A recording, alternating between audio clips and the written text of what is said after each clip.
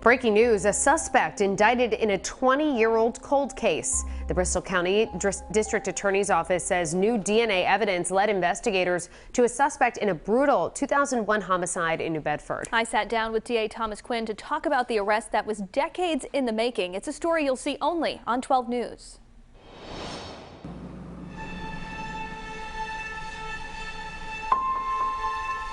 This was the scene on March 24, 2001, a New Bedford neighborhood on edge after a woman was found murdered inside her Acushnet Avenue home. Bedford police received a 911 call in our communications center in regards to an unresponsive female on a floor. That woman was 41-year-old Rosemarie Moniz. There was no sign of forced entry. Her injuries were extensive. Bristol County District Attorney Thomas Quinn says Rose had been robbed and beaten with multiple objects, including this conch shell, which investigators took another look at in 2019. It was theorized, if you will, that the individual would have had to put their hand inside the conch shell to get a firm grip. Additional DNA testing was done, and this defendant was linked to the conch shell by new DNA testing. And in addition, there was DNA evidence under Rosemarie's fingernails, which contained what is referred to as YSTR DNA, male-based DNA. The DNA evidence led investigators to this man, 53-year-old David Reed.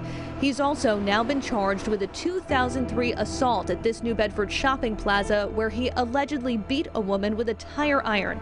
At the time, he was arrested for the crime when he crashed into a police cruiser, but he disappeared for 11 years after posting bail. Finally, in 2015, Reed was apprehended again and sent to prison. He also had to submit a DNA sample, the sample that years later would ultimately link him to Rose's unsolved murder. The effort that goes into these cases is extraordinary. This isn't resolved in a weekend or a week. So again, it's a combination of old-fashioned police work with DNA testing that has resulted in this defendant being charged with the murder. We look forward to prosecuting him in court.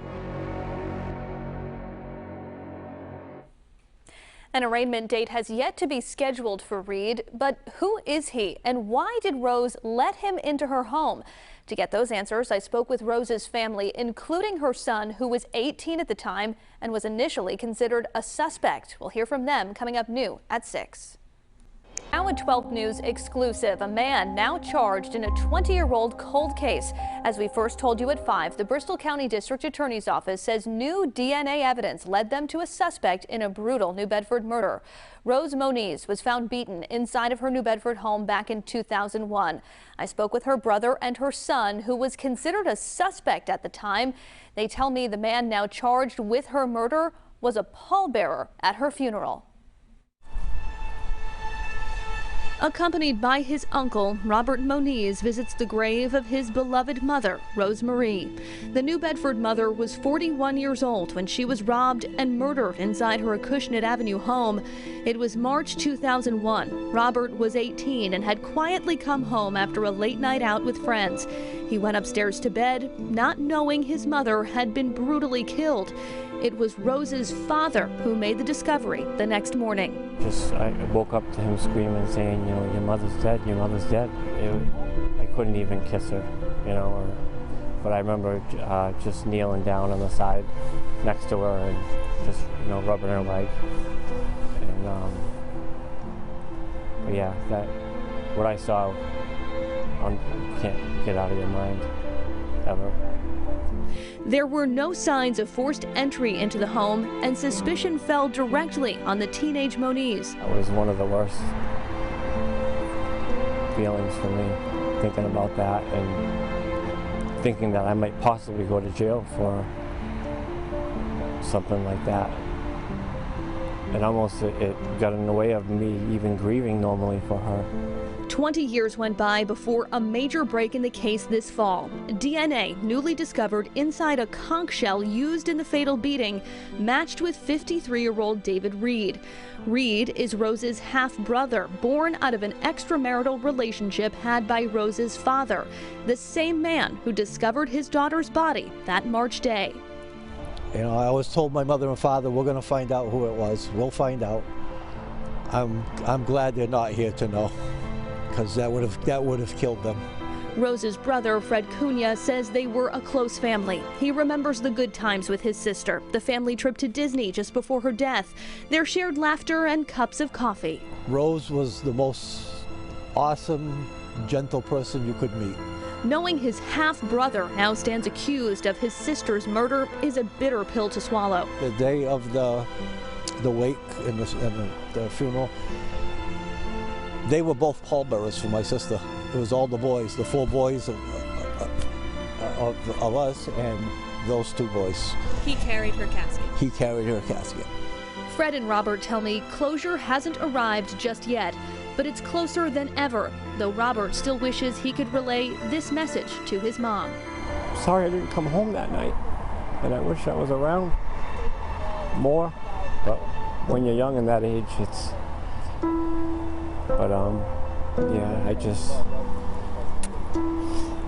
would hug her and wouldn't let her go.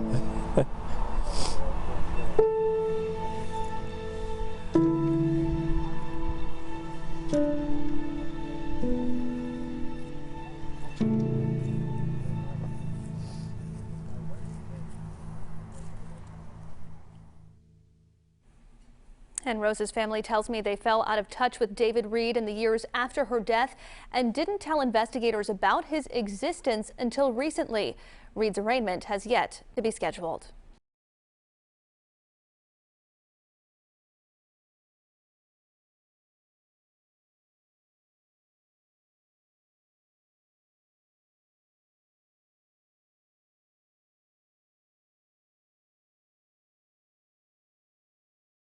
Now, the cold cases. 31 years ago, a mother was viciously killed, her young daughter in the next room. To this day, police have yet to catch the person responsible, and her family is desperate for closure. Taylor Street, February 27, 1990. Police respond to this multifamily home in South Providence. Police arrived and later detectives. They found a woman there who had multiple stab wounds to her chest and neck. The victim was 32-year-old April Terry.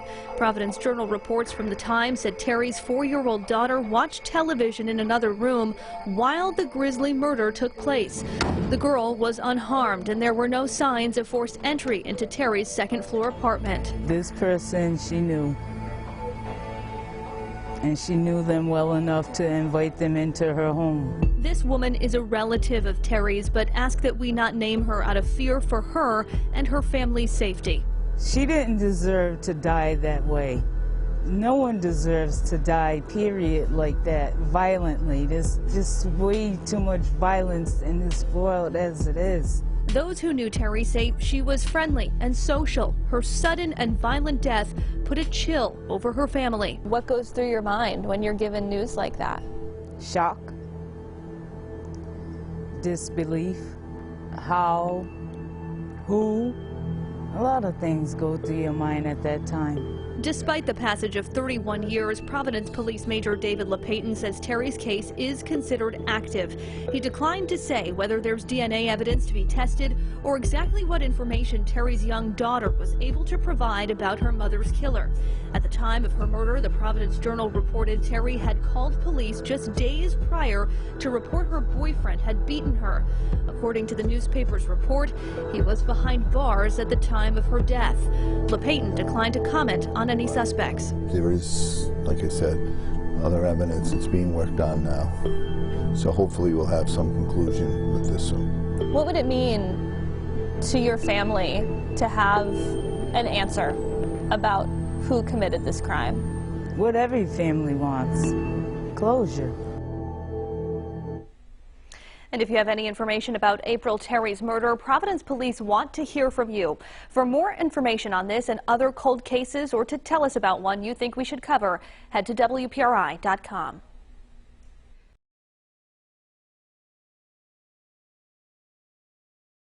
Now the cold cases. It was 2003 when a 19-year-old's body was found dumped off of Allens Avenue in Providence. He was Roy Weber, and his death sent shockwaves through his community. Now, nearly 2 decades later, a program devoted to helping people like him keeps his memory alive. Christmas morning 2003, a damp and dreary day as investigators worked a murder scene near the port of Providence. The young man's body was found right over this pile of rocks behind me. The night I saw the news broadcast that someone in Providence had been killed, and I saw his face come up on the screen, I got goosebumps. It spread tremors through the whole community. Richard Holcomb knew the man who had been shot and killed. He was 19-year-old Roy Weber. The young men both had troubled pasts and had turned to sex work to support their drug addictions. As much as the addiction had taken a hold on his life, I saw this sort of sadness in his eyes while he was out there. He didn't want to be out there doing what he was doing, but I think at the time he didn't know how to get out of that lifestyle. Several years after Weber's death, Holcomb founded Project Weber, the first program in the country specifically for male sex workers. Now called Project Weber Renew, their Broad Street drop-in center serves as a safe haven for the next generation of men looking to break the cycle. We've been able to turn the curse into the blessing, so to speak. So even though this is a terrible, tragic thing that has happened to Roy, we've been able to sort of use it to give back to the community. The goal is to save the lives of people like Roy. We know what his lifestyle was, but nobody deserves to, die like that. Providence Police Major David LePayton says investigators conducted numerous interviews and scoured the city in an effort to bring justice to Roy and his family, but no arrests have been made. Still, LePayton says they have a person of interest and continue working the case. So the person that did this shouldn't rest too easy because we are still on it. If you have any information about the murder of Roy Weber, you are urged to contact Providence Police. And for more information on this and other cold cases, or to find resources for someone who might be struggling with substance abuse, you can visit our website, WPRI.com.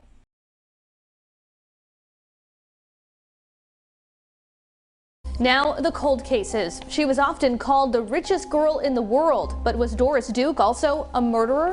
For decades, the death of Duke's close friend was considered an accident, but new eyewitness testimony has Newport police re-examining this case. I spoke one-on-one with a man who says the tragedy at Rough Point was no accident.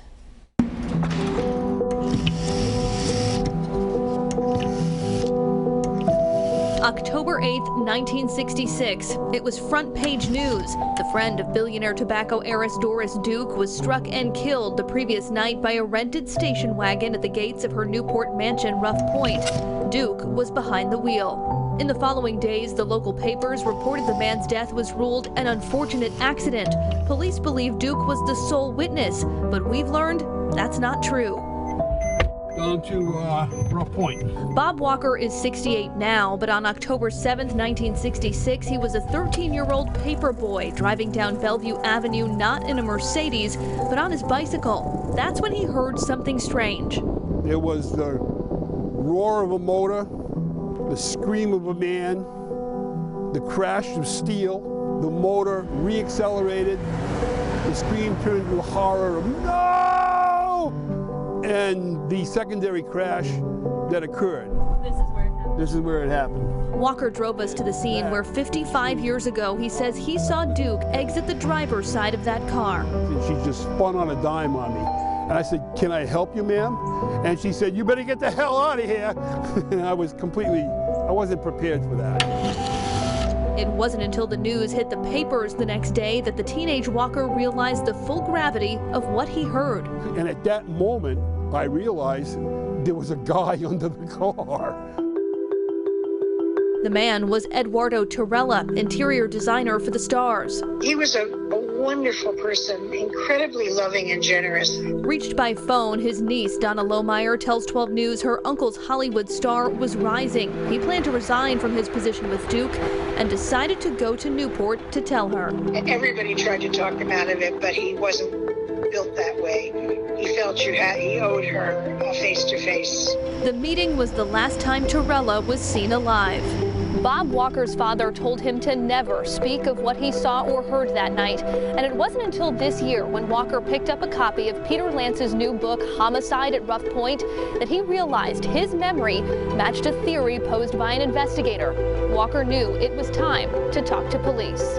In a statement to 12 News, Newport police say they're now reviewing the case. Quote, as with any case, the NPD will vet all information that becomes available in an effort to ascertain the facts of each case. The case is currently assigned as a follow-up and has not been reopened at this time. What would it mean if they came forward and said, yeah, we got this wrong, here's what really happened? Well, I think that's probably the literal definition of justice. My story is the solution to an equation. You know, I'm the equation part. Everybody already knew the solution. I've never met anybody in this town that didn't say that she did it.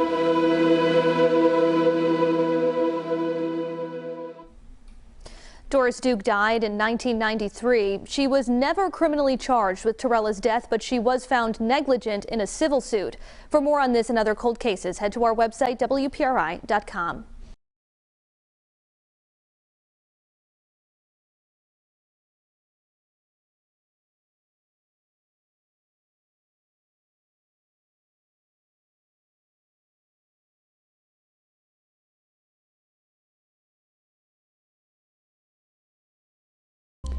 Now the cold cases. It was a local story that made national headlines. The disappearance of 18-year-old Brian Nyenfeld. It was 1997 when the college freshman vanished from Roger Williams University campus. Months later, investigators learned Brian was dead. But as our Kim Kalunian reports, the mystery surrounding his death haunts Brian's family and Bristol detectives to this day. August 1997, a gruesome discovery on the shore of Hog Island in Narragansett Bay. A foot in a boot. DNA testing would later reveal it belonged to 18-year-old Brian Nyenfeld, a Roger Williams University student who had vanished 6 months prior. My ex-husband called me and said, do you know where Brian is? And I was like, what do you mean? Well, this university called and said he's missing. And I was like, what do you... I just was like, oh my God, how? I don't understand. I don't understand. Brian's mother, Marianne Brown, spoke with us over Zoom from her home in New Jersey. She says her eldest son was a true intellect, but despite that, college at the Bristol Seaside campus was not coming easily to him. He told his parents at Christmas he wanted a change. His father and I said, just stick it out to the end of May. And you can transfer. But February 6th, 1997 was the last time anyone saw Brian. Theories about his whereabouts began to swirl. Was he a runaway? Had he slipped and fallen or deliberately plunged himself into the waters under the Mount Hope Bridge? Or was something more nefarious at play? I truly believe he was murdered. Brown says she believes a threatening phone call Brian received foreshadowed his demise, but Bristol police say there's no concrete proof. We don't have evidence to state, yes, it was a homicide, or no, it wasn't a homicide. That's why the case is open. Detective Lieutenant Julie Veeder and Major Scott McNally were both in the training academy when Brian disappeared. Ultimately, it's putting a puzzle together. We're looking for a missing piece to that puzzle. In a statement to 12 News, a spokesperson for Roger Williams University says in part, quote, we were and continue to be deeply saddened by the loss of Brian. Roger Williams University takes any student loss or missing student case very seriously, and we worked with the local and state authorities on a thorough investigation at the time and continue to remain cooperative. I miss him. He was my everything. With only partial remains, Brian's cause and manner of death are still undetermined. But nearly a quarter century later, his mother and detectives are dedicated to finding out what really happened to him. No stone is left unturned. What will solve this case is some good old-fashioned police work. We get a lead and then we're digging. You know, we're on our way. Do you know what happened to Brian Nyenfeld? Bristol police want to hear from you. For more information on this and other cold cases, you can head to our website, WPRI.com. I'm Kim Kalunian, 12 News.